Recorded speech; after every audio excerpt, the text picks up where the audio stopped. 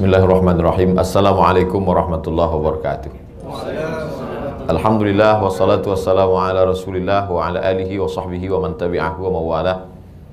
Para habaib, alim ulama, keluarga besar bangsa BNI Syariah. Insyaallah kita semua dimuliakan Allah Subhanahu wa taala. Amin ya rabbal alamin. Agama Islam itu secara konsep agamanya orang kaya. Agamanya orang yang peduli pada ekonomi. Kalau kita lihat di antara 5 rukun Islam, pertama bersyahadat, yang kedua sholat, 3 zakat, puasa, haji. Itu kelima-limanya terkait erat dengan ekonomi. Sholat misalnya, orang syarat sahnya sholat itu menutup aurat. Orang bisa menutup aurat, maka kalau dia punya uang untuk beli kain, apalagi perempuan, itu tertutup semuanya kecuali wajah. Lalu kemudian zakat. Zakat apa lagi? 40 ekor kambing pasti. Lalu kemudian emas 85 gram. Nah, itu. Jadi gimana mungkin bicara tentang jamaah sekalian, kita bicara tentang zakat. Konsep zakatnya luar biasa, tapi ketika mau bicara masalah bayar zakat, tidak ada yang sampai nisab. Nah, itu tidak mungkin, mustahil. Kemudian ketika bicara apalagi haji, haji itu ada transportasi, akomodasi, konsumsi. Oleh sebab itu Islam ini adalah agama orang kaya, agama orang yang mapan ekonomi. Bagaimana orang masuk surga? Masuk surga itu ceritanya duit. Man bana masjidan, siapa yang bangun masjid, banallahu mislahu baitan fil jannah. Dibangunkan Allah satu tempat dalam surga. Jadi kalau mau booking tempat di surga itu bangun masjid. Gimana mau bangun masjid kalau ekonominya morat-marit? Kemudian jihad fisabilillah, beli kuda untuk perang, beli tombak, beli baju besi, itu semuanya cerita masalah duit. Ayat dalam Al-Quran yang paling panjang, surat Al-Baqarah 282. A'udzubillahi minasyaitonirrajim. Ya ayyuhalladzina amanu, hai orang beriman, idza tadayantum, kalau kamu menjalin transaksi, bidainin, hutang piutang, ila ajalim musamma, sampai tanggal batas waktu tertentu, faktuh, tulislah. Ayat paling panjang dalam Quran cerita tentang ayat duit, transaksi hutang piutang. Lalu kemudian Nabi Muhammad SAW itu dibawa oleh pamannya berdagang ke negeri Syam. Semua cerita Nabi Muhammad dibawa berdagang. Sebelum lahir ke dunia ayahnya meninggal. Umurnya dalam kandungan Aminah 2 bulan. Perjalanan apa itu ayahnya? Perjalanan dagang. Nabi Muhammad sendiri ketemu dengan Khadijah, bisnis dagang. Jadi jangan bayangkan Nabi ketemu Khadijah itu tablik akbar. Ketemu istri waktu dagang. Lahir ayah nggak di rumah, berdagang. Dibawa oleh paman, dagang. Surat Quraisy itu tentang dagang. Li'ila fi Quraisy, perjalanan dagang orang Quraisy. Ila fihim rihlatasy syita was-shaib. Besok ini hari terakhir bulan Zulhijjah. Besok kita sudah 1 Muharram. Itu cerita tentang hijrah. Hijrah itu sendiri berawal dari pertemuan pembesar-pembesar Quraisy di sebuah rumah di Makkah namanya Darun Nadwah. Dar itu rumah, Nadwah rumah pertemuan. Kalau tempat kita sekarang balai adat. Kalau secara negaranya, iya, gedung parlemen. Gedung parlemen di Makkah itu namanya Darun Nadwah. Gedung parlemen itu dibangun oleh Qusay, Muhammad SAW, anak Abdullah, anak Abdul Muttalib, anak Hashim, anak Abdi Manaf, Qusay. Qusay itu orang kaya. Dialah yang membangun gedung itu. Dan itu kakek kelima Nabi Muhammad SAW. Jadi bercerita tentang keluarga Nabi, cerita tentang ibadah, cerita tentang masuk surga. Itu orang kaya. Jadi yang miskin Pak Ustadz, sabar. Sabar masuk surga. Nggak sabar, masuk neraka. Sudah miskin, melarat, nggak sabar, neraka jahanam. Oleh sebab itu maka kalau cerita tentang masalah uang, ekonomi, Islam itu amat sangat membangkitkan ekonomi. Makanya ada satu fikih khusus tentang uang. Selama ini kita fikih sholat, fikih puasa, fikih politik, ada namanya fikih muamalah. Muamalah itu interaksi sosial, gadai menggadai barang, pinjam meminjam. Makanya Nabi Muhammad SAW itu ketika sampai di kota Madinah, dia bangun pasar. Dan sahabat Nabi bernama Abdurrahman bin Auf itu minta tunjukkan, dullani ala suqikum, tunjukkan saya mana pasar. Maka dibuatlah pasar Islam untuk supaya tidak ada riba di dalam, membedakan dengan pasar orang Yahudi. Idza nudiya lis-sholati mi yaumil jumu'ah, kalau kamu dipanggil azan hari Jumat, fas'au ila dzikrillah, bersegeralah mengingat Allah, maksudnya segera ke masjid. Wa dzarul bai', tinggalkan jual beli. Karena memang bisnis waktu itu sibuk sekali jual beli. Kalau sudah azan, stop. Fas'au ila dzikrillah, segeralah mengingat Allah. Tapi nanti setelah selesai sholat, idza qudiyatis sholah, kalau sudah selesai sholat, fantashiru fil ard, bertebaranlah di atas muka bumi. Wabtaghu min fadlillah, dagang lagi. Bahkan ketika haji mereka takut dagang. Gimana kami mau dagang? Nanti ini kan wazkurullaha fi ayyamin ma'lumat, fi ayyamin ma'dudat. Ingatlah Allah pada hari-hari tertentu, tanggal 8 hari Tarwiyah, tanggal 9 hari Arafah, tanggal 10 hari Nahar, 11, 12, 13 hari Tasyrik. Boleh nggak bisnis 6 hari ini? Turun ayat. Laisa alaikum junahun an tabtaghu fadlan min rabbikum. Kamu boleh cari rezeki di hari-hari itu. Makanya kita sedang lontar jumroh di Mina, orang tetap jualan dompet. Jadi pasar terbesar internasional itu ya pasar haji itu. Mestinya di masjid itu, bukan dalam masjidnya, ma'arbahallahu tijaratakum. Allah tidak akan memberikan keuntungan kepada kamu kalau kamu dagang di masjid. Dalam masjid nggak boleh. Tapi di masjid itu mestinya, pinggiran masjid itu adalah ruko-ruko, toko-toko, untuk sehingga tidak lagi terbayang kalau tanah wakaf itu tanah kuburan.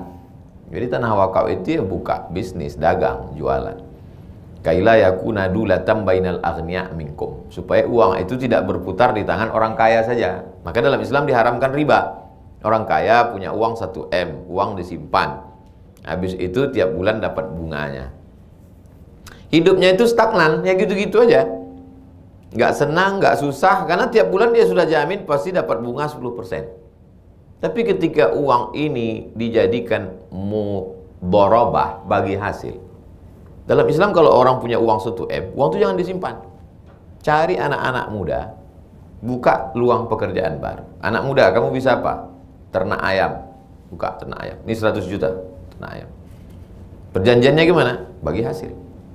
100 juta, kalau untung nanti 150, terserah mau bagi 50, 50, 60. Gimana? Ya terserah bapak lah. Oke, 50, 50. Jadi kalau untung 150, untuk saya 25, untuk kamu 25. Otomatis setelah uang dipakai 100 juta sama anak muda tadi, setiap hari dia telepon anak muda itu. Apa kabar? Sehat? Karena kalau sampai sakit uang nggak pulang. Doanya jadi khusyuk. Beda kalau dia jadi rentenir. Dia nggak peduli kamu mau mati, bisnis kamu mau gagal, karena uangnya sudah dipatok pasti. Kalau mudharabah tidak begitu. Mudharabah inilah yang dijalankan Nabi Muhammad SAW dengan Sayyidah Khadijah, yang punya barang Khadijah, yang membawanya Nabi Muhammad SAW. Ketika dia jujur, dia dapat untung banyak, bagi hasil banyak. Ini anak muda kok barang dagangannya laku terus. Gimana sih orangnya? Penasaran, ketemu, ternyata ganteng, bersih, putih. Nabi Muhammad itu putih. Nah, kebarangannya laku. Ini sebab itu anak-anak muda ini dimotivasi untuk bisnis dagang. Jangan sampai dia menjadi menggantungkan diri, menyusu sampai anak cucu, jual tanah. Dia mesti ada orientasi bisnis. Maka modalnya dari mana? Yaitu perbankan syariah ini sama aja Pak Ustadz sama konvensional. Bedanya masuk assalamualaikum, pegawainya pakai jilbab. Makanya kalau goblok jangan dipelihara, apalagi di share. Itu namanya murabahah. Murabahah itu adalah permodalan. Jadi dari mana bank syariah itu dapat untung? Bank syariah itu dapat untungnya dari tijarah. Tijarah itu jual beli. Jadi orang bank syariah itu jual beli. Orang yang tidak mengerti Ah sama aja Pak Ustadz, pinjam uang 100 juta, nanti bayar 125, di konvensional juga begitu, malah lebih murah lagi di konvensional. Muncullah ungkapan di mulut orang yang tidak paham, tidak ngerti, sekejam-kejamnya ibu tiri lebih kejam bank syariah. Nah, ini kan la haula wala quwata illa billah. Jadi detailnya gini. Memang dia perlu kecerdasannya ekstra. Orang yang otaknya nggak aktif nggak bisa. Jadi harus banyak makan otak-otak. Kebetulan kita sedang di Palembang. Jadi gini, saya mau usaha, tapi uang nggak ada. Lalu saya datang ke bank syariah. Assalamualaikum, bank BNI Syariah. Ya, BNI Syariah. Saya mau pinjam uang. Oh, nggak bisa kata BNI Syariah. Karena pinjam uang, bayar uang, riba. Nggak bisa. Bapak mau buka apa? Saya rencana ini mau beli apa? Mau beli mobil. Berapa harga mobilnya? 200 juta. Maka bank syariah, BNI Syariah membeli mobil itu. Bank syariah membeli mobil itu seharga 200 juta. Dijualnya ke saya 225. Nah, kalau akadnya jual beli, boleh nggak ngambil untung? Ya boleh. Kalau ada orang jual beli nggak ngambil untung, dua kemungkinan, bodoh atau memang dia udah kaya betul. Kalau kaya ya nggak usah jual beli, kasih aja sedekah. Yang namanya jual beli itu ya pasti ngambil untung. Saya beli baju 50.000, saya jual 75, ya ngambil untung. Oleh sebab itu bank syariah itu dapat uangnya dari mana? Ya dari tijarah, dia jual beli. Oh enggak tuh Pak Ustadz, buktinya bank syariah nggak punya barang, dia wakilkan pembeliannya.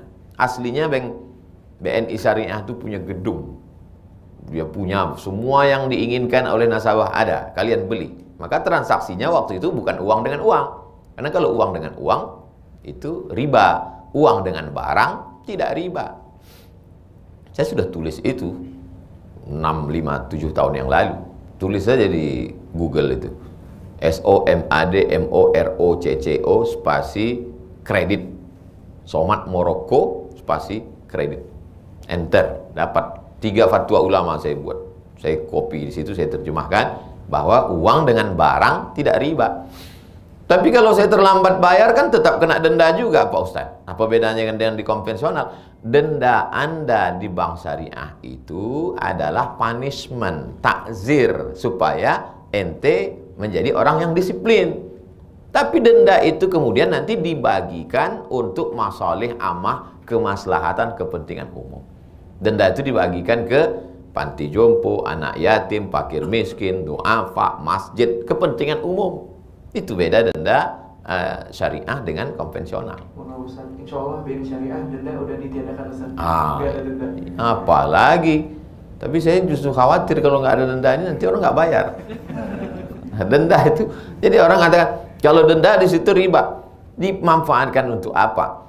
Ini kadang umat ini ada yang ribet dengan umat ini. Dia kalau AC rusak, dia bawa ke servis AC. Kalau motornya rusak, dia bawa ke bengkel. Tapi kalau pemahaman agamanya rusak, dia nggak nanya ustadz, dia mikir sendiri. Ini ada ketimpangan pemikiran. Ketika dia naik pesawat, kenapa ketika tentang masalah ini nggak mau nerima fatwa DSN, Dewan Syariah Nasional? Ini BNI Syariah ini ada Dewan Syariahnya, percayakan saja. Cuman dia nggak percaya sama Dewan Syariah. Tapi waktu naik pesawat dia percaya sama pilot. Ini kan unik orang. Waktu naik pesawat nggak pernah tuh dia ketuk pintu pilot, dia nanya, Pak pilot ini handbrake-nya mana, remnya mana, koplingnya mana, minyaknya masuk ke mana, ini minyak campur atau minyak murni? Nggak pernah mau tahu dia tentang pesawat. Dia udahlah serahkan aja ke pilot. Tapi dalam masalah ekonomi syariah, yang itu mesti ada orang tahu sumber hukum Quran, hadis, ijma', qiyas, syar'u man qablana, saddu zara'i, qaulu sahabi, istihsan, istishab, urf, usul fiqh. Di situ dia mau tahu betul gimana ini prosesnya. La ilaha illallah. Ente nggak sanggup ini terlalu berat bagi kamu guys. Ini cukup bagi kami aja.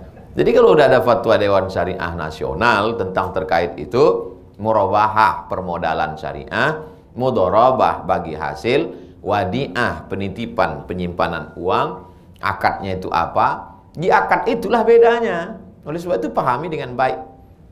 Jadi kalaulah di ekonomi, di perbankan syariah, BNI syariah sudah menerapkan secara prakteknya di masyarakat, teorinya di masjid. Habib menjelaskan, Ustadz, Kiai, Buya, alim ulama di masjid menjelaskan, Bapak Ibu jamaah sekalian, malam ini yang akan kita bahas adalah mudharabah bagi hasil. Berapa sebenarnya keuntungan yang boleh diambil oleh pemodal. Dari maghrib ke isya pembahasan mudharabah. Jadi nggak lagi pembahasan ruku sujud itu nanti duluan lutut apa tangan, kunut subuh, la haula wala quwata illa billah. Itu sudah selesai di perbandingan masa. Celana di bawah mata kaki. Yang dibahas celana di bawah mata kaki. Orang sekarang celananya di atas lutut. Kenapa itu nggak dibahas? Yang di bawah mata kaki itu udah dibahas semua. Oleh sebab itu menyibukkan diri dengan sesuatu yang nggak penting itu adalah ciri sifat dari min husni islamil mar'i tarkuhu ma la ya'nihi. Kalau mau melihat kualitas keislaman seseorang, lihatlah bagaimana dia membahas sesuatu yang tak penting.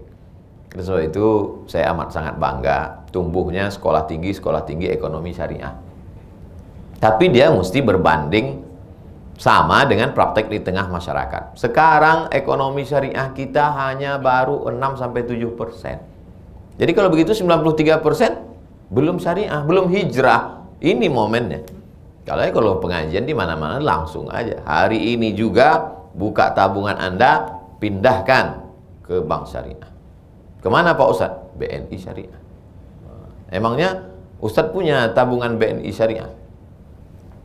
Ya, oleh sebab itu maka ini BNI syariah salah satu. Jadi ini negara ini kita ditinggal bukan negara Islam, negara demokrasi. Tapi di sana kita tidak dilarang untuk menjalankan syariah, termasuk ekonomi syariah. Maka diaturlah bahwa bank konvensional boleh membuka divisi syariah. Bank konvensional dia buka satu divisi syariah, tapi waktunya cuma 16 tahun.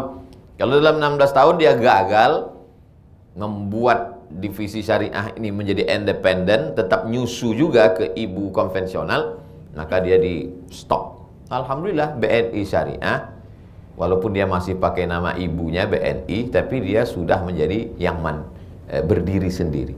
BNI syariah ini sudah berdiri sendiri. Ini salah satu contoh yang berhasil berdiri sendiri sebagai sebuah, sebetulnya di Arab itu di Barat, di Arab namanya Islamic Bank. Cuman waktu itu zaman Orde Baru nggak boleh bawa-bawa Islam. Yang bawa-bawa Islam. Jadi kalau ngadap sama presiden bawa Islam langsung nggak keluar izinnya. Maka ini apa nama banknya? Nama banknya Bank Syariah. Kasih izin. Padahal isinya Islam. Sama juga orang mau buat masjid di daerah minoritas, nggak boleh masjid. Gitu. Datang surat proposal, surau, nggak apa-apa. Padahal orang buat sholat Jumat di surau. Nah, jadi itu termasuk siasat. Kita mesti pandai bersiasat. Jadi umat Islam, bagaimana kita mensupport ini? Saya kalau mati 10-23 tahun lagi, mati meninggal dunia, belum tentu juga bank syariah ini selesai. Tapi saya tidak berkecil hati, paling tidak kita sudah berkontribusi. Kalau ditanya Allah Ta'ala, Abdul Somad, kau sudah sampaikan? Sudah kusampaikan, ya Allah. Di mana? Di BNI Syariah Palembang. Kami sudah sampaikan. Nah, jadi ketika kita mati, kita sudah habis tanggung jawab. Begitu juga sahabat-sahabat yang bekerja di BNI Syariah. Ini bukan hanya sekedar cari duit untuk makan sekolah anak, tapi juga ini adalah bagian dari amal soleh. Ibu-ibu yang suaminya kerja di BNI Syariah, kalau bapak ini pulangnya agak lambat, sabar, mereka sedang berjihad, jihad ekonomi. Tapi jangan gara-gara ini bapak lambat terus.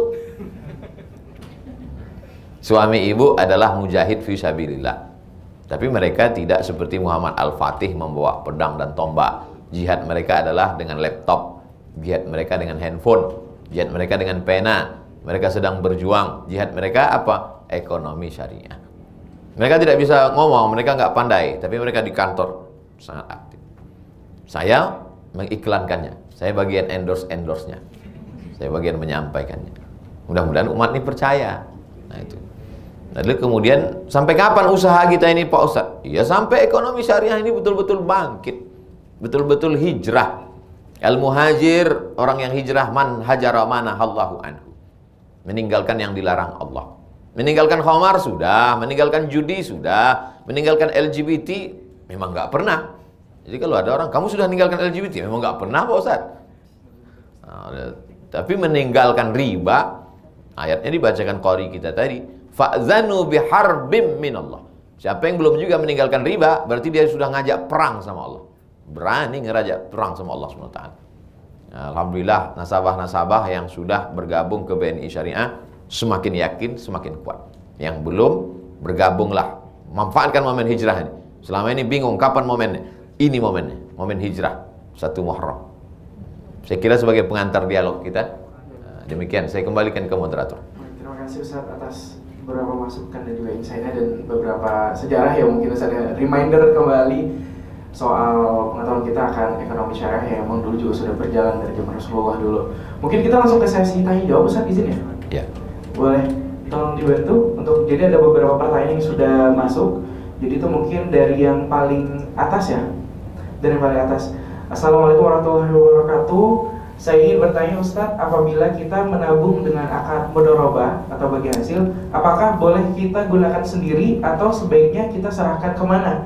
Padahal di bank syariah itu ada pilihan lain berupa titipan atau al-wadiah, tapi kita malah pilih mudharabah. Apakah kita berdosa? Apakah itu termasuk riba? Terima kasih Ustaz. Jadi ketika menyetorkan uang ke bank syariah, BNI syariah, itu akadnya di awal itu jelas. Apakah wadiah? Kalau wadiah, ya menitipkan uang. Saya nggak berani menyimpan uang ini di rumah Pak Ustaz. Kenapa? Takut maling ya? Enggak, takut istri saya Pak Ustaz. Tidak semua, sebagian. Ada sebab takut dia duit itu hilang, maka dititipkannya. Ya, itu akadnya ya wadiah. Sebagaimana orang menitipkan di bank, menitipkan uang, tempat penitipan uang. Tapi kalau dia akadnya di awal itu mudharabah, bagi hasil, maka uang ini nanti akan diinvestasikan. Yang namanya mudharabah bagi hasil, dia dapat keuntungan. Hanya saja keuntungannya ini kan tidak sama. Ada yang dapat untungnya tinggi, bisnisnya lancar. Ini dipakai bisnis untuk sarang walet, ini dipakai untuk macam-macam bisnis. Dan di bank BNI Syariah, tidak semua bisnis itu diterima. Jadi kalau bisnisnya terkait dengan khamar, prostitusi yang haram, itu ditolak oleh bank syariah. Ini kami ada bisnis, diperiksa dulu bisnisnya sesuai enggak dengan ajaran Islam. Itulah gunanya ada dewan syariah di sana. Nah, kalau saya waktu meletakkan uang itu akadnya mudharabah bagi hasil, ya. Lalu kemudian uang saya ini diinvestasikan. Saya dapat keuntungan. Halal enggak? Ya halal. Kan dia bagi hasil.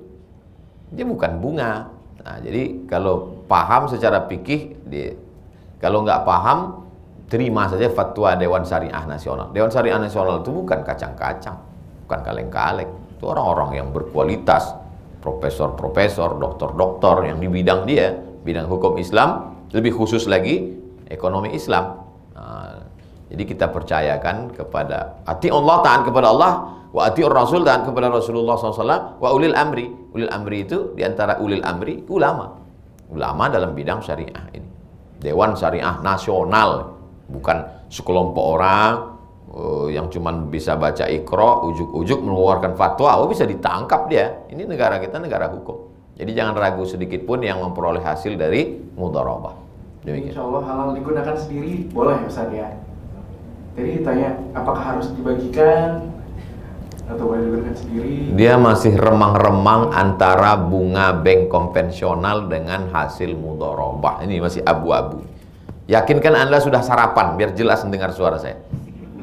Itu mungkin ada terjawab pertanyaan dari Ibu belum, saya jelaskan. belum. Anda menyimpan uang di bank konvensional. Lalu kemudian konvensional nggak ada wadiah, nggak ada mudharabah. Akadnya tunggal saja. Pokoknya asal meletakkan, diinvestasikan mereka. Dan saat investasi itu nggak ada investasi halal haram. Hantam kromo bantai saja, riba sudah. Dan setiap bulan akan dapat untung. Nah, uang ini haram. Uang haram ini, kalau gitu saya buang ke Sungai Musi, nggak boleh. Kalau gitu saya makan, nggak boleh juga. Lalu di mana? Diserahkan untuk masalih ammah, kepentingan umum. Kata Syekh Qardawi dalam Fatwa Mu'asirah, fatwa kontemporer. Nah, si bapak yang nanya tadi ragu, apakah sama uang yang saya dapat dari mudharabah tadi dengan bunga konvensional tadi? Dah, saya jelas. Yang hasil dari konvensional tadi tidak boleh dimakan, tidak boleh dipakai, tidak boleh untuk apapun, serahkan untuk kepentingan umum. Tapi kalau bapak ibu dapat dari hasil mudharabah, itu halal. Saya masih ragu Pak Ustadz, kirim ke saya. Nanti saya berikan beras, bukan untuk saya. Saya berikan beras, saya belikan beras untuk bagi sembako fakir miskin tiap bulan. Kami punya program tiap bulan.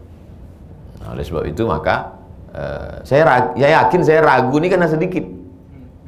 Biasanya orang ragu sedikit. Kalau udah banyak, yakin saya Pak Ustadz, yakin. Nominal ya Ustaz ya? Nominalnya. Nominalnya. Demikian, Allahu a'lam. Oke. Dilanjutkan untuk yang kedua ya. Yang mana? Yang kedua. Kedua. Bismillahirrahmanirrahim. Assalamualaikum Ustaz, nama saya Anik Sumarni. Pertanyaannya, saya pernah baca buku Ustaz bahwa katanya kalau yang berlabel syariah itu tandanya tidak syariah karena contohnya nggak ada Islam syariah, salat syariah, puasa syariah. Mohon penjelasannya Ustaz.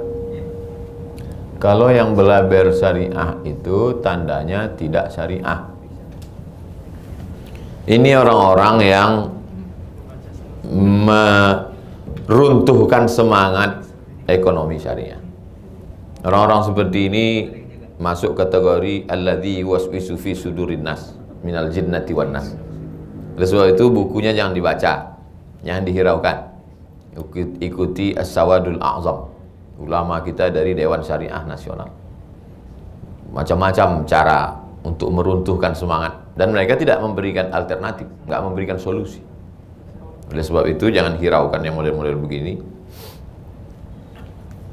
Kalimat aja berbolak-balik, berbelit-belit. Kalau nggak syariah, syariah. Oleh sebab itu maka yakinkan diri, hijrah ke bank syariah, kemudian jangan lagi kembali ke konvensional. Adapun yang tidak syariahnya bank syariah, menunjukkan syariah berarti nggak syariah, itu nggak usah diikuti. Kuatkan, tanya ke ustadz yang betul mengerti, kemudian yang paham dan ada semangat jihadnya, jihad dalam ekonomi syariah. Yang jelas untuk bertanya cari memang sumber yang benar-benar berilmu Ustaz ya. Jangan tanya ke Google juga yang jelas. Jangan cari ke Google. Google tuh nggak bisa membedakan mana halal mana haram. Google tuh apa yang antum cari ada di situ. Prostitusi online aja dilayani Google. Oke, kita lanjut ke pertanyaan selanjutnya Ustaz ya. Assalamualaikum, afwan Pak Ustadz. Di bank syariah ada tabungan yang memberikan bagi hasil nasabahnya, dan tabungan ini ada biaya administrasinya. Tetapi ada juga yang betul-betul tidak memberikan bagi hasil, jadi murni nasabah hanya menitipkan uangnya dan tabungan ini tanpa biaya administrasi. Mana yang lebih baik di antara kedua pilihan ini yang betul-betul sesuai dengan syariah Islam? Apakah tabungan dengan bagi hasil itu dibenarkan? Syukran.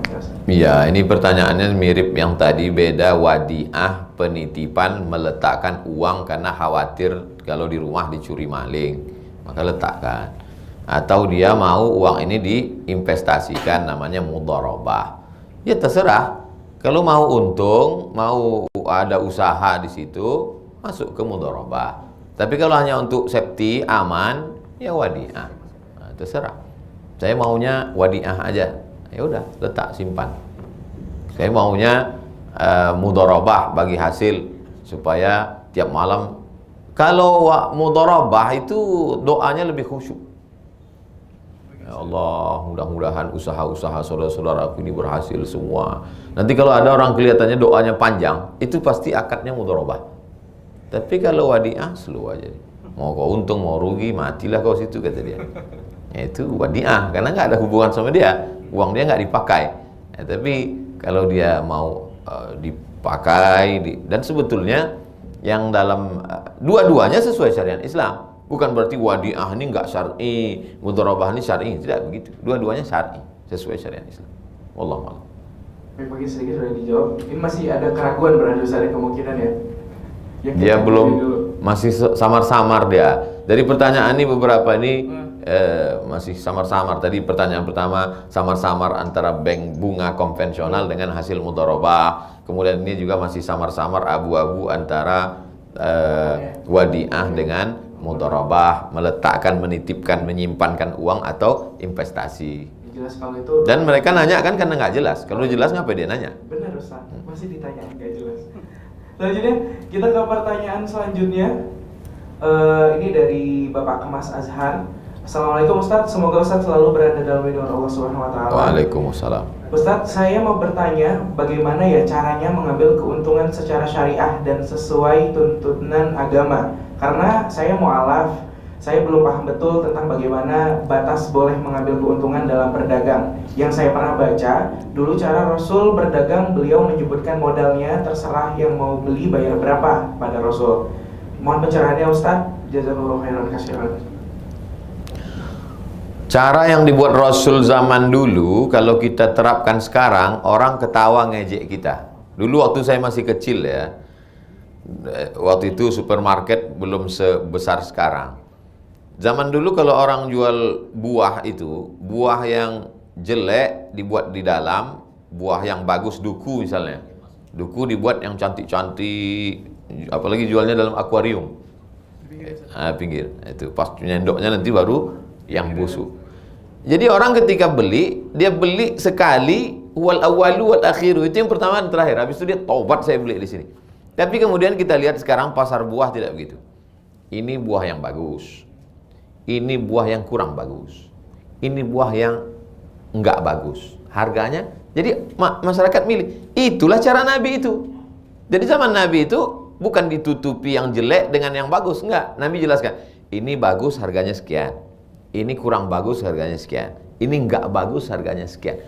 Zaman dulu 20 tahun yang lalu kalau kita ajarkan gitu orang ketawa, ya enggak laku lah kata dia. Zaman sekarang justru yang begitu yang laku kan.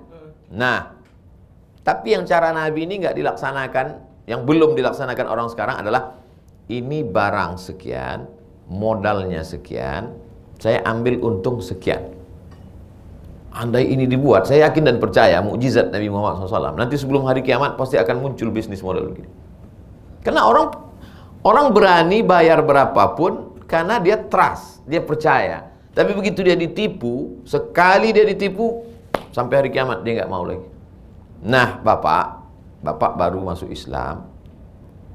Catatan amal Bapak tentang dosa 0. Mudah-mudahan Bapak, mumpung Bapak belum banyak dosa, doakan juga BNI Syariah supaya berkembang pesat. Nah, saya mau jelaskan bahwa menyebutkan berapa modal, berapa keuntungan itu bukan rukun, bukan syarat, bukan wajib. Jadi kalau Bapak jualan, Bapak dagang, Bapak cukup sebutkan harga saja, nggak usah tipu-tipu. Tanpa harus menyebutkan ini celana, kainnya saya impor dari upah jahitnya sekian, saya ambil untung sekian, kamu mau nggak mesti begitu. Jadi Bapak, saya paham Bapak kan baca sejarah Nabi, lalu apakah mesti begini? Enggak. Jadi Bapak jual innamal bai'u antaradin, jual beli itu sama-sama ridho. Penjualnya setuju, pembelinya setuju, nggak ada unsur tipu, dia jual, sah. Nah, itu. Tapi seandainya dibuat seperti yang dilakukan Nabi, itu luar biasa. Ini kainnya terbuat dari ini, campuran sutranya sekian persen untuk perempuan, modal jahitnya sekian, kami ambil keuntungan sekian. Saya yakin dan percaya sebelum hari kiamat akan ada bisnis model begitu dan pasti akan digemari orang. Kenapa? Transparan. Sekarang kan zamannya transparansi. Demikian. Kita lanjutkan kembali. Oke, ini dari Bapak Arya Najim. Assalamualaikum Ustadz, saya Rosdiana mau bertanya bagaimana menurut pandangan hukum Islam tentang program cicil emas di Bank Syariah. Karena saya pernah membaca sebuah artikel Islam bahwa membeli emas dengan mencicil atau kredit itu haram. Mohon penjelasannya. Syukran Ustadz. Tidak boleh jual beli emas dengan emas, perak dengan perak, gandum dengan gandum, kurma dengan kurma, garam dengan garam. Itu disebut kalau berlebih riba. Nah, kenapa Kenapa emas dengan emas di situ disebut riba? Karena waktu zaman Nabi itu emas itu adalah alat tukar, nggak ada uang kertas. Zaman Nabi emas itu alat tukar, namanya dinar. Sedangkan perak itu alat tukar, namanya dirham. Maka kalau dia jual emas dengan waktu tertentu, berarti riba. Bertambah dengan waktu tertentu. Kenapa sekarang kita sampai di Makkah boleh jual rupiah, beli rial? Karena ya dan biadin, langsung. Ini rupiah saya beli rial. Kan tidak ada waktu di situ dan tidak ada penambahan. Maka selama dia cash, boleh beli dolar cash, maka tidak riba. Yang jadi pertanyaan di situ adalah cicil emas. Saya tidak memaksa Anda untuk ikut, saya hanya menjelaskan di mana letak haramnya. Yang mengatakan cicil emas itu haram karena dia meyakini emas itu sebagai alat tukar. Duit alat tukar, emas alat tukar. Kalau beli emas pakai duit, alat tukar dengan alat tukar, sama seperti beli rial pakai rupiah tapi cash. Nggak apa-apa, tapi begitu cicil, di situ letak ribanya. Menurut Kiai Anu, Ustaz Anu, nggak boleh cicil emas. Kenapa? Karena dipahaminya emas itu sebagai alat tukar. Tapi menurut Ustaz ini boleh. Kenapa menurut Ustaz ini boleh? Karena emas di situ tidak dipahaminya sebagai alat tukar, tapi emas sebagai barang, produk, komoditi, bukan alat tukar. Nah, sekarang masih adakah orang memakai emas sebagai alat tukar? Itu yang jadi pertanyaan. Jadi bagi mereka yang mengatakan boleh aja beli emas dengan uang cicil karena sama seperti dia beli mobil cicil, beli rice cooker cicil. Sekarang orang kan semua dicicil, rumah cicil, motor cicil. Yang cash itu cuma istrinya aja. Bayar untuk emas tunai. Jelas ya?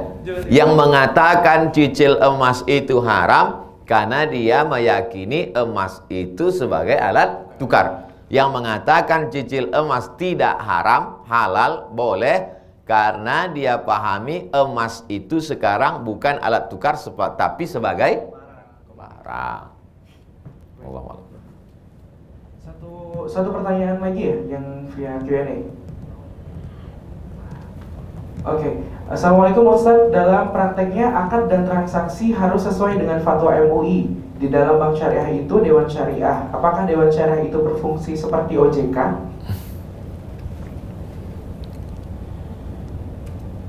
Yang mengatur masalah negara dulu namanya sultan. Orang yang punya kekuasaan itu namanya sultan. Bahasa Indianya raja. Makanya dulu disebut raja. Tapi setelah Islam datang berubah menjadi sultan. Kerajaan menjadi kesultanan. Karena susah menyebut kesultanan. Asalnya syaiton, jadi setan. Masalah kesultanan. Sultan ini nggak ngerti masalah agama. Maka diangkatlah orang yang ngerti agama, namanya mufti. Kesultanan, sultan, mufti. Ketika Negara Kesatuan Republik Indonesia berdiri, tak ada lagi sultan, maka mufti pun tak ada, karena kita pimpin oleh presiden. Maka di situ ada mengkait dengan agama ini adalah Kementerian Agama. Fasultanu waliyun man la waliyalaha. Sultan menjadi wali bagi perempuan yang tak punya wali. Kalau ada perempuan mau nikah, ayahnya tak ada, habis semua walinya, ditelan bumi. Siapa jadi walinya? Sultan. Sultan kita kan nggak ada. Maka berdirilah Kementerian Agama. Kementerian Agama yang paling bawah itu siapa? Pak Kua. Makanya Pak Kua yang menikahkan perempuan nggak ada wali. Nah, karena Pak Kua juga kurang ngerti agama, dia hanya sebagai Pak Kua, ini masalahnya apa hukumnya? Kata Pak Kua, aku pegawai pencatat aja, catat-catat nikah aja. Masalah hukum ini kau tanyalah sama satu komisi di Majelis Ulama, itu namanya Komisi Fatwa. Makanya kita tidak boleh minum kalau tidak ada label dari Majelis Ulama Indonesia dengan badan lembaga BP POM, pengawas obat dan makanan, bedak, lipstik, itu harus ada label halal baru bisa dipakai. Nah, khusus untuk yang terkait ekonomi ini dia punya lembaga sendiri namanya DSN, Dewan Syariah Nasional. Tidak ada satupun bank syariah termasuk BNI Syariah yang tidak ada Dewan Syariahnya. Kalau di BNI Syariah apa istilahnya? DPS, Dewan Pengawas Syariah. Apakah fungsinya sama dengan OJK? OJK ini terkait dengan negara, sedangkan syariah ini terkait dengan hukum halal, haram, makruh, mubah. Nah, itu. Demikian. Allah. Baik, untuk pertanyaan selanjutnya via Zoom live ya? Atau satu lagi penanya?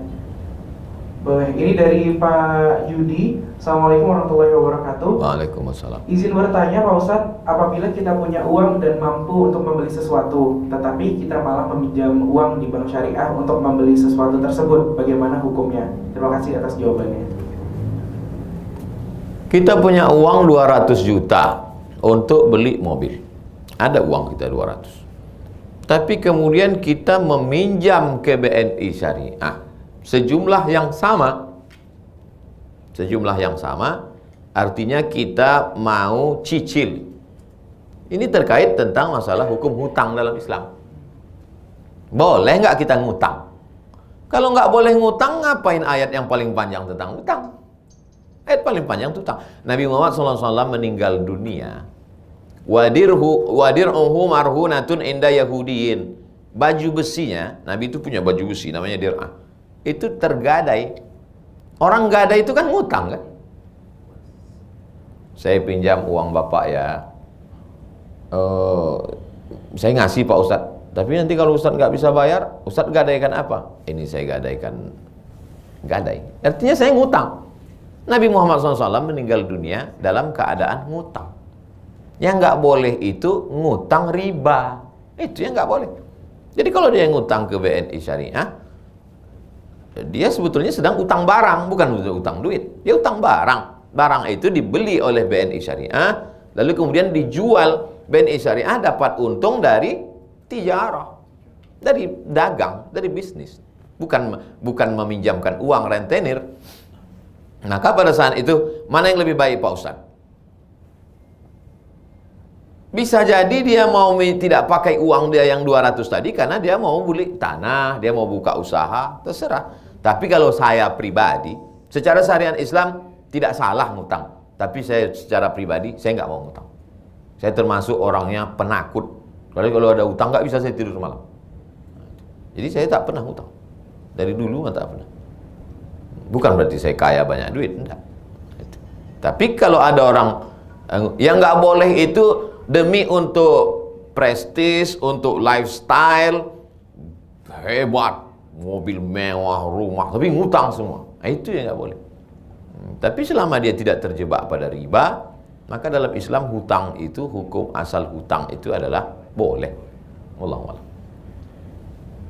Baik, selanjutnya kita ke pertanyaannya lewat live Ustaz. Jadi nanti kita persilakan satu penanya untuk join ke Zoom kita.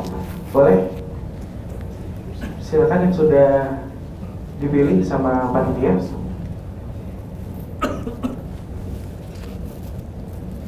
Baik, ini ada Pak Riza.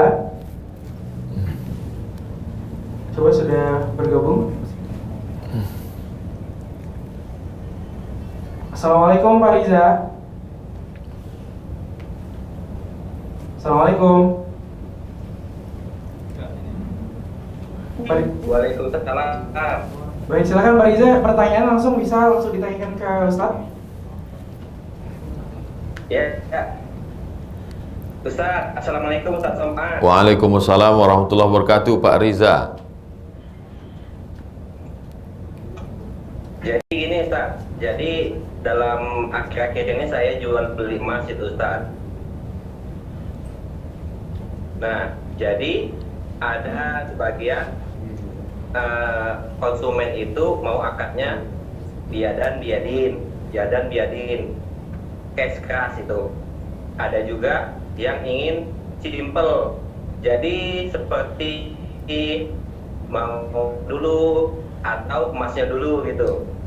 Jadi saya seperti pakai fatwa yang berbeda. Dan jadi di mana dari menurut konsumen itu menurut dia riba, jadi saya menuruti dia. Jadi apakah saya itu termasuk pelin-pelan itu dalam mengambil fatwa itu, Ustaz? Nah, jadi yang ini boleh, kadang tidak. Jadi mohon pencerahannya, Ustaz. Fatwa DSN, Fatwa Dewan Syariah Nasional, jual beli emas dengan cicil tidak riba karena emas itu bukan alat tukar di zaman sekarang, tapi dia dianggap sebagai komoditi, dia sebagai barang. Jadi kalau Pak Riza memakai fatwa ini, tak ada masalah. Lalu kemudian ada orang yang mau beli emas dan dia tidak mau cicil, dia beli kepada Pak Riza secara cash, ya tak ada masalah, orang dia beli cash. Di mana letak masalahnya? Sama seperti misalnya Pak Riza sholat maghrib di Masjid Muhammadiyah, bismillahnya sir, atau sholat subuh kemudian nggak pakai kunut. Kemudian Pak Riza sholat di masjid sendiri, Pak Riza jadi imam baca kunut. Itu tidak bisa dibilang, wah ini Pak Riza ini nggak istiqomah. Istiqomah itu artinya melaksanakan sholat subuh, itu istiqomah. Istiqomah artinya Pak Riza istiqomah menjalankan syariat Islam.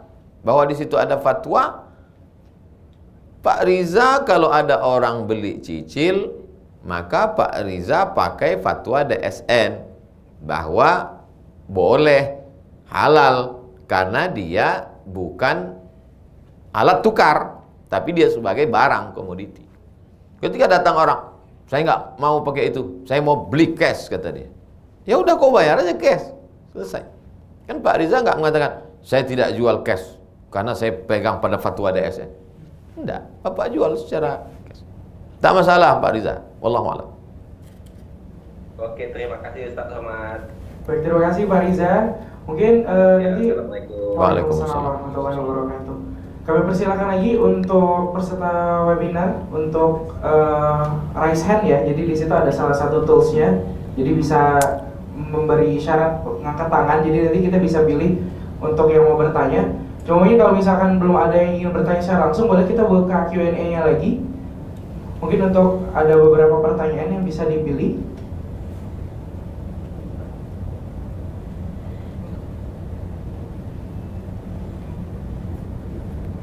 Yang mana? Oh. Ini pertanyaan dari Pak Ferial. Assalamualaikum warahmatullahi wabarakatuh. Saya mau tanya mengenai zakat harta, Ustaz. Jika uang yang pertama sudah mencukupi masa haulnya dan nilai nominalnya dikeluarkan zakatnya, 4 bulan setelah itu mendapatkan rezeki dengan nilai 200 juta. Apakah masa nisabnya ini sama dengan uang yang pertama atau sesuai dengan jatuh tempo pada saat uang itu dapat dan sampai dengan nisabnya? Kapan uang tabungan Bapak atau Ibu? Bapak. Kapan uang tabungan Bapak mencapai nisab 85 gram? Saya masih pakai harga emas lama. 85 gram emas kali 500 ribu, 42.500.000. Kabarnya harga emas sudah naik. Jadi kalau 42.500.000 tepat hari ini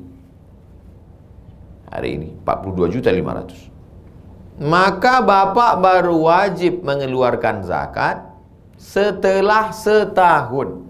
Berarti 30 Zulhijjah 1442 tahun depan. Sehari menjelang 1 Muharram barulah Bapak keluarkan 2,5%. Karena syaratnya haul, 1 tahun dipegang. Lalu kemudian setelah 4 bulan Muharram, Safar, Rabiul Awal, Rabiul Akhir. Pas Rabiul Akhir bertambah duit Bapak 200 juta. Menjadi 242.500.000. Kapan Bapak baru membayar zakat? Tunggu haul tahun depan. 1 tahun lagi. Bukan tunggu haul tahun depan, bukan 1 tahun setelah dapat 200 tadi dipisahkan, tidak. Digabungkan yang 200 tadi bersama 42.500.000. Yang pertama Ustaz ya? Ya, Bapak tetap membayar zakatnya nanti, bukan dipisahkan antara yang 42.500.000 dengan yang 200, enggak. Digabungkan, campur menjadi satu pada 30 Zulhijjah 1443. Hitung berapa duit Bapak? 242 juta. Maka keluarkanlah zakatnya 2,5% dari 242.500.000. Bukan dari 200. Digabungkan menjadi satu.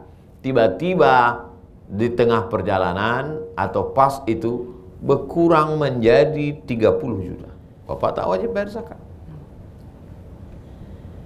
Gimana caranya biar supaya nggak berzakat saya Pak Ustaz? Saya ajari bagaimana caranya supaya nggak berzakat. Jual, beli tanah.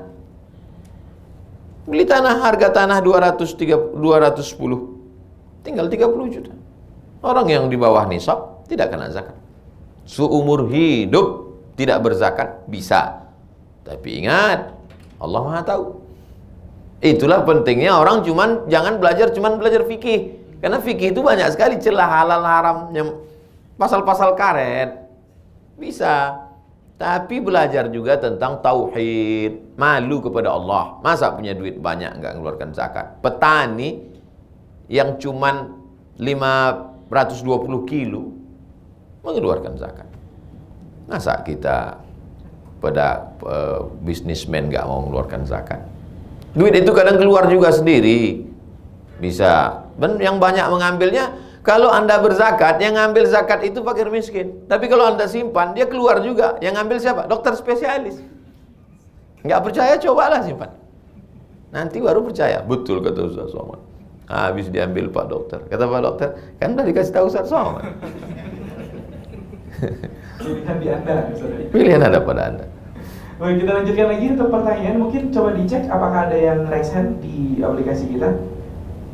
Jadi kami persilakan untuk Bapak Ibu sekalian yang pengen bertanya langsung dengan Ustaz, nanti insya Allah kita sambungkan via Zoom, jadi bisa bertanya langsung.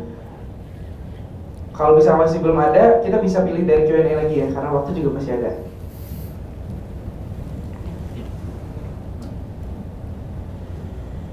Oh, itu ada yang raise hand tuh, boleh.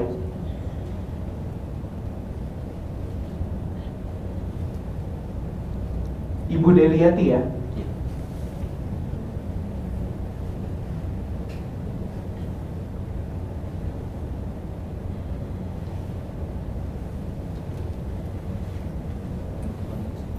Sudah? Sudah terhubung?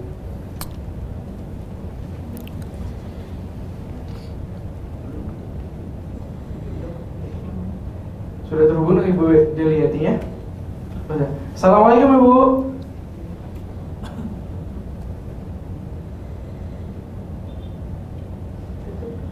Assalamualaikum Ibu. Boleh silakan Ibu yang ingin bertanya kepada Ustadz. Ustadz, Assalamualaikum Ustadz. Waalaikumsalam warahmatullahi wabarakatuh. Saya kan pedagang bawang Ustadz, agennya. Nah, kan hasil tuh kadang untung tuh kan tidak tentu. Dalam setahun tuh kadang setengah tahun untung sekian. Nah, sampai bulan puasa kami ngitung zakatnya Ustadz pas bulan puasa aja. Nah, jadi kadang rugi kan. Gimana cara ngitungnya Ustadz? Apa setiap bulan untung tuh dipisahi Ustadz? Kayak gitu. Begini Bu, kalau Ibu ada pena, pulpen sama kertas, Ibu bisa tulis. Karena ini rumus. Kalau enggak, kalau tak bisa tulis sekarang, tak apa. Nanti bisa ditonton lagi di channel Ustadz Abdul Somad Official. Bisa diulang balik. Bisa diulang di situ. Jurusnya 3+2. Modal yang diputar tambah untung tambah piutang kurang rugi kurang utang. 3 kurang 2. Ustadz, yang saya tanya tuh ngitungnya bulan puasa aja Ustadz, kayak gitu. Iya Ibu dengar dulu. Kali kayak gitu. Maksudnya, modal yang diputar selama setahun. Selama setahun. Ibu sudah patok dari Ramadan, bagus. Cara saya pun bayar zakat Ramadan karena membantu fakir miskin. Setahun itu modal yang diputar tambah untung, tambah piutang, kurang rugi, kurang utang. Saya ulang sekali lagi. Modal yang diputar tambah untung, tambah piutang, kurang utang, kurang rugi. Di total selama setahun ternyata di atas 85 gram emas, di atas 85 gram kena zakat. Tapi ternyata kurang, rugi, kurang, maka tak kena zakat. Modal yang diputar tambah untung, tambah piutang, kurang utang, kurang rugi. Tapi utang di sini utang yang terkait dengan bawang. Jangan utang mobil masukkan.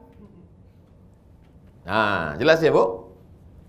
ya, memang kayak gitu sayangnya. Udah, mantap, mainkan. Terima kasih Bu, semoga udah menjawab ya Bu. Kalau misalkan kurang jelas mungkin nanti bisa menghubungi panitia, mungkin bisa di-share juga. Tadi bisa buka YouTube Ustaz Somad yang langsung ya. Yuk. Ya, assalamualaikum. Waalaikumsalam warahmatullahi wabarakatuh. Baik, kami persilahkan lagi untuk yang peserta webinar kita yang sudah raise hand. Itu ada lagi ya yang ingin bertanya secara langsung kepada Ustaz Somad.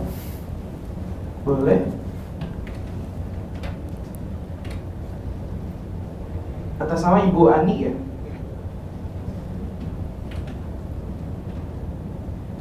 Sudah terhubung?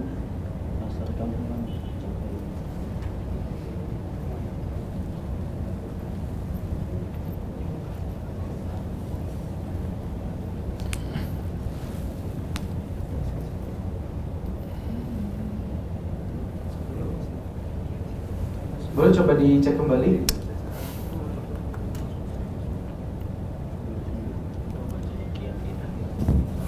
Atau kita move dulu ke Q&A dulu. Boleh?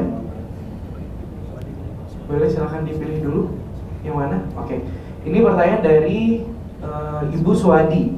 Assalamualaikum Ustaz, kenapa jika sudah menunggak selama 3 bulan tetap berlaku punishment agunan kita disita oleh bank syariah? Jadi tidak ada beda dengan bank konvensional. Terima kasih Ustaz. Terkait tentang masalah denda, sama-sama berdenda, sama-sama dikenakan denda pada bank konvensional dengan bank syariah. Di mana letak bedanya? Denda pada bank syariah, dendanya itu tidak dipakai untuk gaji karyawan dan lain sebagainya. Pada teorinya begitu. Kalau ada yang keluar daripada itu, berarti dia sudah menyalahi fatwa DSN. Tapi denda itu diserahkan untuk masolih ammah, kepentingan umum. Diserahkan untuk kepentingan umum. Panti jompo, anak yatim, fakir miskin, duafa, dan lain-lain. Umum, masolih ammah. Begitu denda dalam bank syariah, secara hukumnya. Lalu kemudian, denda itu untuk takzir, untuk pemberian efek jera, supaya orang tidak melakukan keterlambatan, supaya orang menjadi berdisiplin. Itu beda antara denda dalam konvensional dengan syariah. Sedangkan dalam konvensional, denda itu adalah akan dijadikan diputar uang itu untuk penyelenggara itu, dijadikan lagi sebagai keuntungan. Disitulah letak ribanya. Karena ketika dia terlambat, uang itu akan dibagikan lagi sebagai keuntungan bagi orang yang menabung, menyimpan itu. Jadi nampak bentuknya mirip sama, tetapi perbedaannya adalah pada penggunaannya. Bentuknya sama, sama-sama berdenda, tapi penggunaannya memang beda.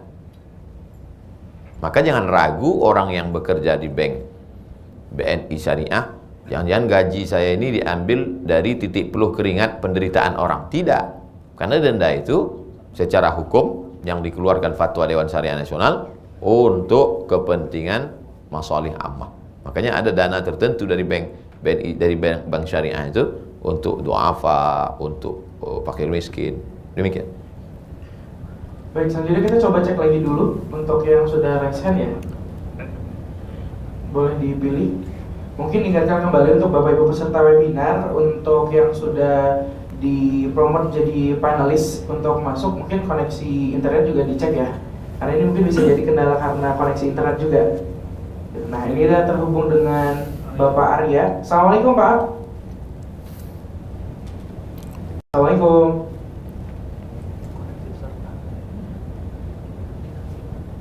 Halo, Assalamualaikum.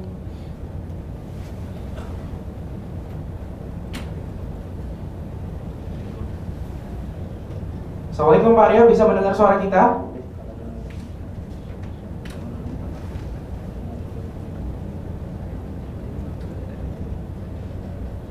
Oh, ini mungkin karena mic-nya di mute, boleh diganti aja.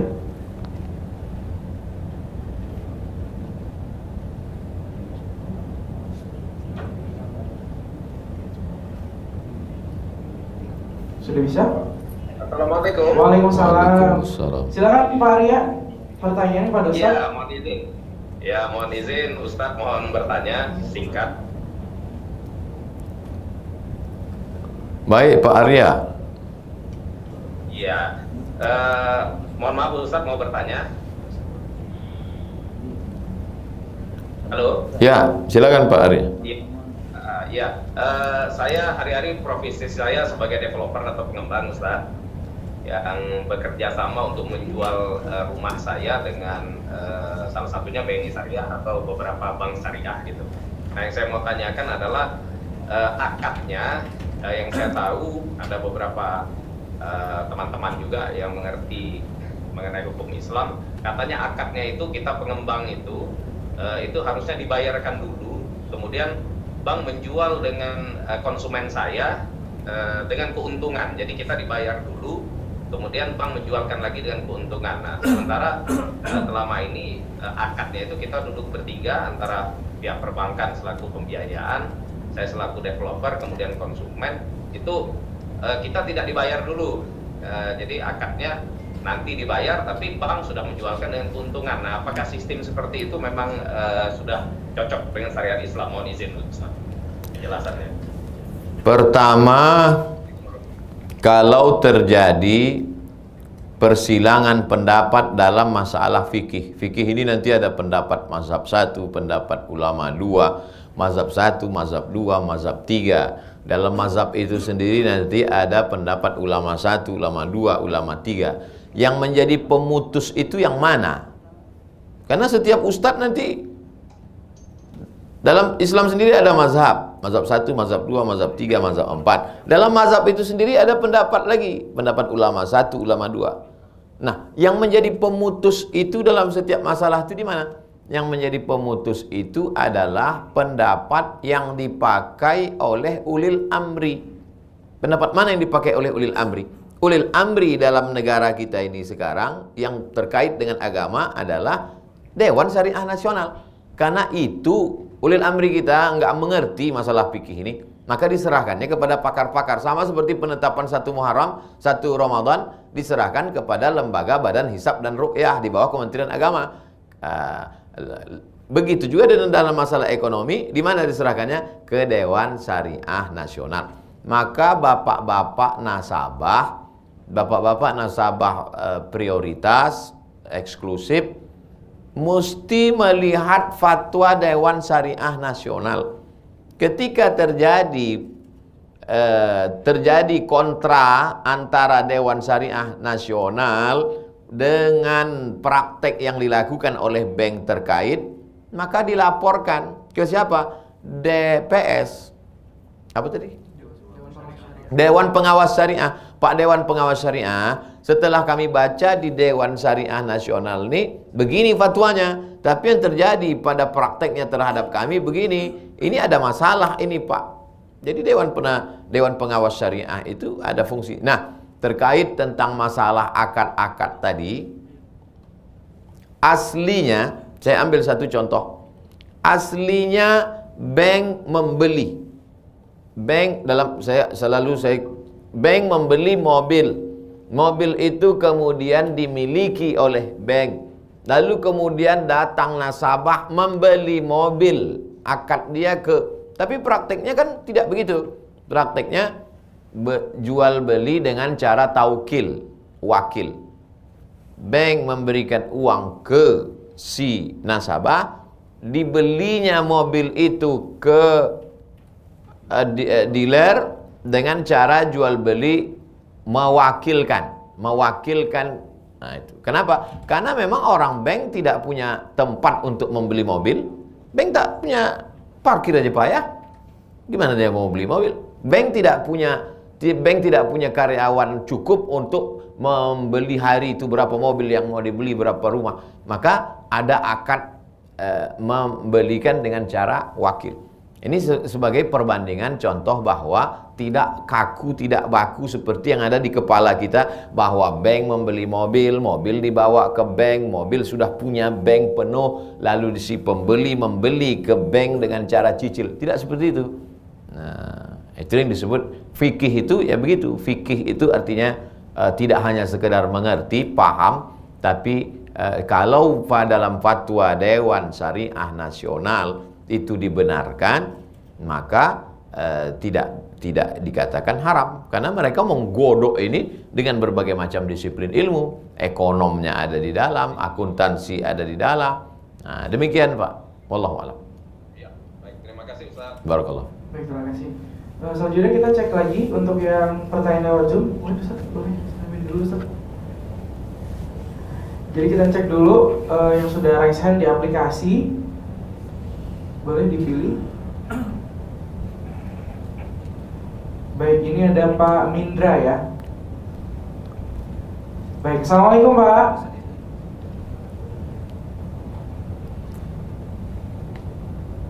Assalamualaikum. Waalaikumsalam. Silakan Pak Mindra. Ya, apakah terdengar suara saya? Terdengar Pak, terdengar.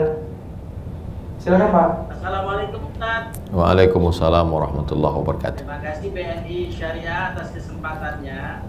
Ustaz, saya mau bertanya, saya ini pengusaha travel umroh dan haji. Terkait cicilan umroh dan haji, apakah hukumnya bagi jamaah calon umroh ini yang memang belum punya dana yang siap untuk berangkat tapi mengambil cicilan? Dan hukumnya kami juga sebagai penyelenggara memberikan cicilan itu menalangi sebelum bank memberikan dana, apa hukumnya Ustaz? Baik. Akadnya itu permodalan. Jadi dia dibayarkan duluan, lalu kemudian dia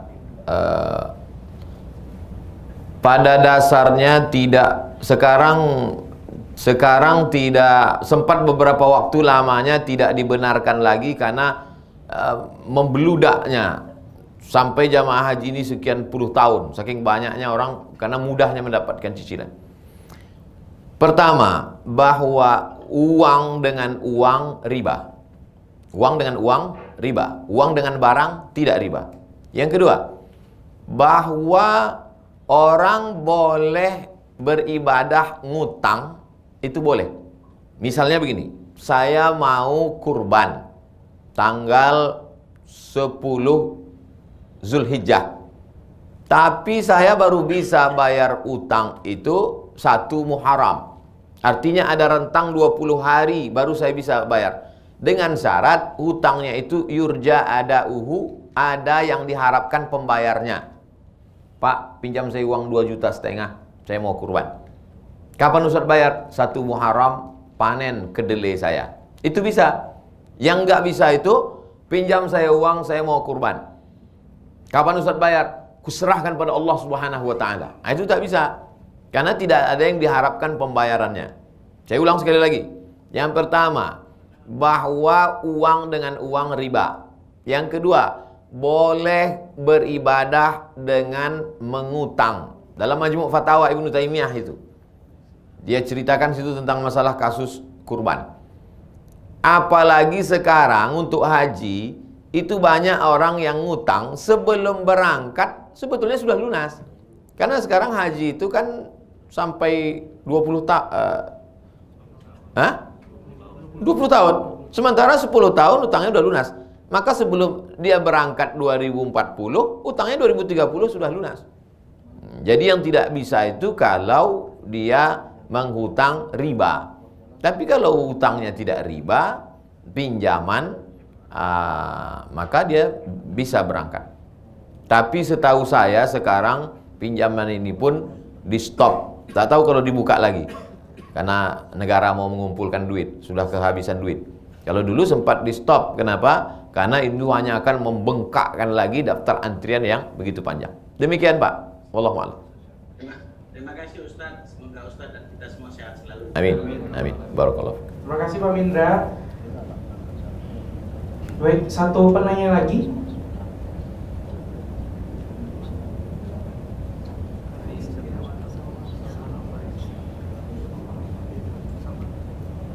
Boleh dipilih? Oke. Sudah terhubung? Assalamualaikum. Assalamualaikum Pak Salman. Boleh di unmute?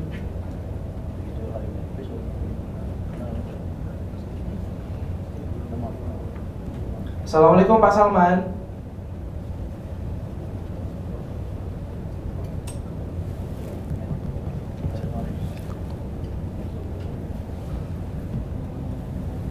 Halo, assalamualaikum.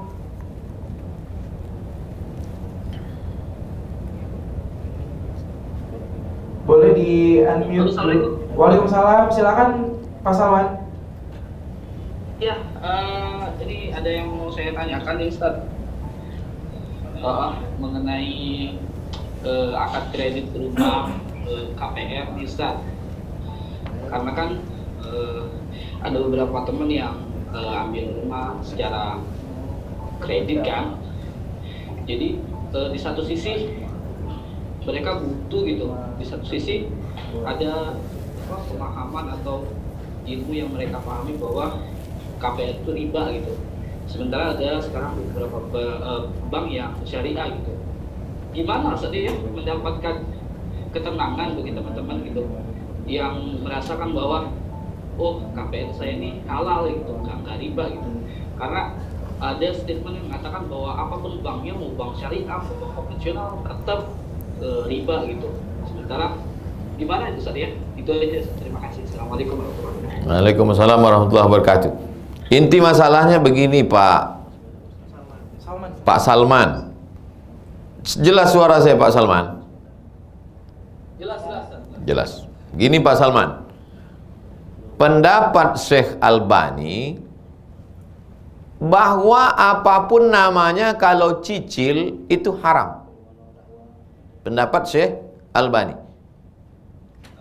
Iya, apapun namanya kalau cicil itu haram.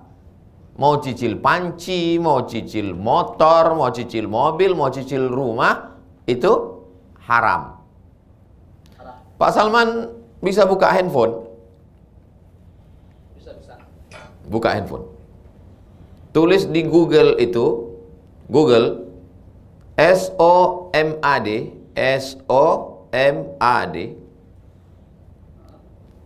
sambung, jangan ada spasi. SOMAD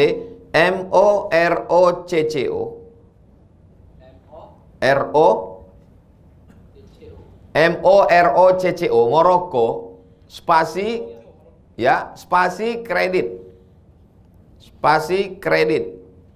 enter.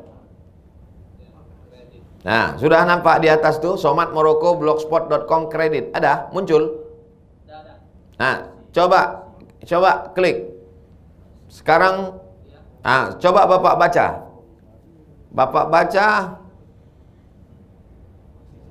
baca terjemahnya. Segala puji bagi Allah. Coba baca, saya mau dengar. Ya, coba baca. Ya, segala puji bagi Allah. Coba baca.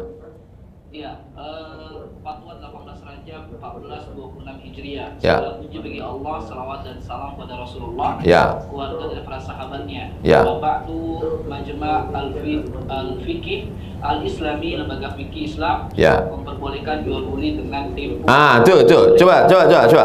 Membolehkan jual beli dengan Kredit.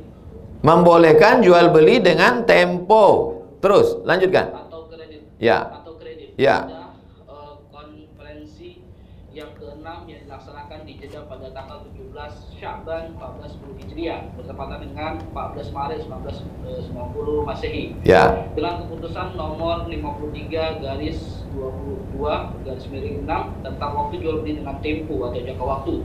Fatwa ini dalam masalah ini boleh tambahan pada harga dengan tempo jangka waktu terhadap harga kontan dengan seterusnya sampai dengan selesai. Sumber Fatwa Asy-Syabakah Al-Islamiyah Juz 170 halaman 250. Oke, sekarang kita baca fatwa kedua. Mobil-mobil yang dijual. Oke, mobil-mobil yang dijual dengan cara kredit, Ya. jika saya beli maka harganya bertambah. Jika harga kontan Rp15.000 maka dijual dengan harga lebih dari itu ketika dijual dengan cara kredit. Apakah ini riba? Jawaban, jual beli kredit itu tidak ada keberatan di dalamnya atau boleh jika waktu dan tambahannya diketahui, meskipun harga kredit lebih mahal daripada kontan. Ya. Karena penjual dan pembeli sama-sama mendapatkan manfaat. Ya. Penjual mendapatkan manfaat tambahan harga dan pembeli mendapatkan manfaat tempo atau jangka waktu. Ya. Disebutkan dalam Syekh Al-Bukhari dan Muslim bahwa Barirah itu hamba sahaya, dijual oleh tuannya dengan cara kredit selama 9 tahun. Barirah itu manusia, itu Barirah itu bukan mobil. Barirah dibeli dalam Sahih Bukhari, dijual oleh tuannya dengan cara kredit selama 9 tahun. 1 tahunnya dibayar 40 dirham. Ini menunjukkan bolehnya jual beli kredit karena tidak ada unsur gharar, tidak ada judi, juga tidak ada riba dan jahalah, maka boleh. Sama seperti jual beli lainnya. Jika barang yang dijual itu hak milik si penjual dan berada dalam kekuasaannya saat transaksi jual beli berlangsung. Fatwa siapa itu? Coba Bapak fatwa. Sumber. Majmu' Fatawa bin Bas. Bin Bas mufti Saudi Arabia. Bin Bas mengatakan boleh. Albani mengatakan nggak boleh. Tapi Ustaz, ini adanya pihak ketiga itu katanya Ustaz yang membuat haram ya Ustaz. Saya juga bingung Ustaz. Udah sarapan pagi tadi. Udah jelas. Sekarang dengan penuh kesadaran ya. Jadi Pak Salman tidak meminjam uang ke bank. Pak Salman tidak meminjam uang ke bank syariah. Bank syariah sudah membeli. Bank syariah sudah membeli rumah itu. Lalu Pak Salman sekarang membeli apa Pak Salman? Membeli rumah. Pak Salman bukan meminjam uang, tapi Pak Salman membeli rumah dengan cara cicil.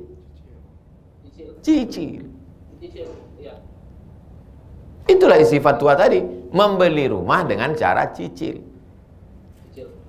Nah, Ustaz, tadi alhamdulillah udah jelas Ustaz, terima kasih Ustaz. Nah, satu lagi Ustaz ya, masalah overcredit Ustaz, itu apakah saat akad di atas akad? Jadi gimana Ustaz? Kalau overcredit Ustaz? Ini masalah baru nih Pak Salman. Supaya mendapatkan ketenangan lah misalnya kan. Saya sangka tadi udah tenang. Nah, overcredit ini Ustaz, itu kan ada akad lagi Ustaz ya. Misalnya saya overcredit tuh dengan teman misalnya gitu. Bapak pakai bank apa? Pak Salman pakai bank apa? Syariah. Bank syariah menyelesaikan urusan rumah itu. Kita cerita rumah lagi, tak usah kita cerita mobil, nanti muncul pertanyaan ketiga.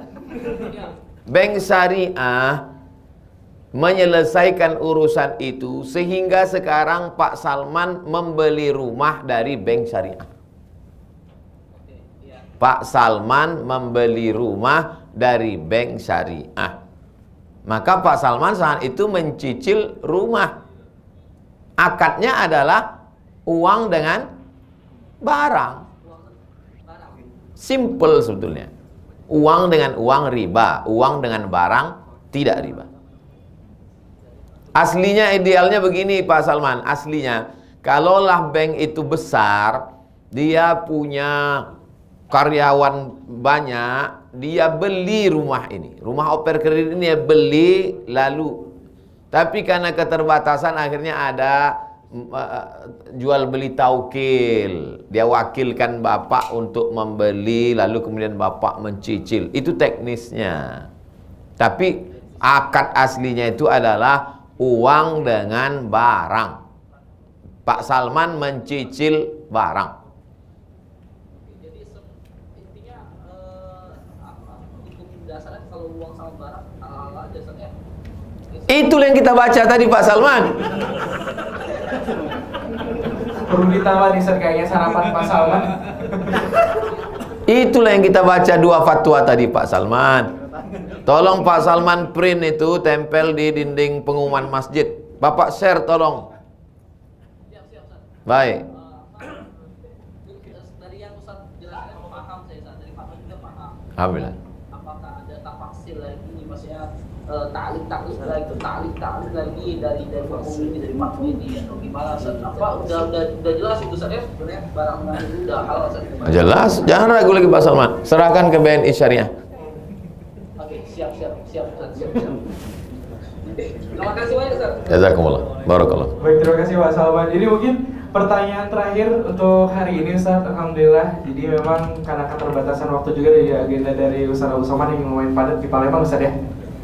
Insya Allah mungkin kalau misalkan ada kesempatan lagi akan kita buat yang jilid 2. Amin. Insya Allah. Dan kami ucapkan juga terima kasih untuk Bapak Ibu sekalian yang sudah hadir dalam webinar kita pada hari ini. Semoga ilmu yang diberikan dan juga yang kita dapatkan hari ini dapat bermanfaat untuk kita semua. Amin. Akhirul kalam wabillahi taufiq wal hidayah. Wassalamualaikum warahmatullahi wabarakatuh. Waalaikumsalam.